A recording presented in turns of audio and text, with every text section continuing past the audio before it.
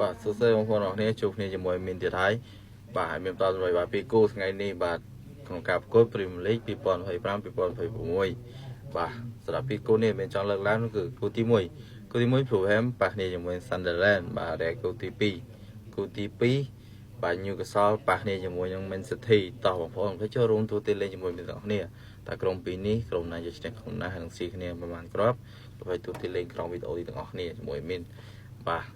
ហើយសម្រាប់បងប្អូនណាចង់ចូលក្រុមបងប្អូនក៏ចុចលេងនៅក្រោម profile បាទក្នុងក្រុមមានតម្លាក់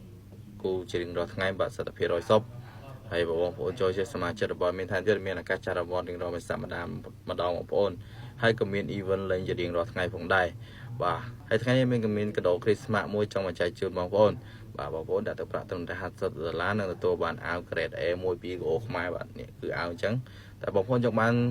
លីកអីក្រុមអីក៏បានដែរបាទ admin នឹងធ្វើការ giveaway ជូនបាទគូពីនេះបងប្អូនចង់លេងadmin ក៏សូមណែនាំបងប្អូនលេងទៅខាង Sunderland បាទឬមួយក៏លេង over admin ជឿជាក់ថាក្រុមនេះអាចនឹងស៊ីគ្នាគ្រាប់ច្រើនហើយបើគូទី2 admin ក៏សូមណែនាំបងប្អូនលេងទៅខាង Man City ផងដែរបាទព្រោះadmin ជឿជាក់ថា Man City អាចនឹងឈ្នះនៅក្នុងយប់នេះក៏ជា tip បាពីគូដែលមានចែកឲ្យទេបងប្អូនចង់បានគូបាបន្ថែមកុំភ្លេចចុច link នៅក្រោម profile ឬមួយតាក់ទងមកមានតោះបាទមានទីចូលក្រុមបងបាទរបស់adminបាទចុងក្រោយបងប្អូនចូលចិត្តវីដេអូនេះកុំភ្លេចចុច like និង share follow មានអ្នកផងដើម្បីជាកម្លាំងចិត្តឲ្យមានធ្វើវីដេអូបន្តបាទជូនបងប្អូនសំណាងល្អសុខភាពល្អកុំភ្លេចជួបគ្នានៅវីដេអូក្រោយ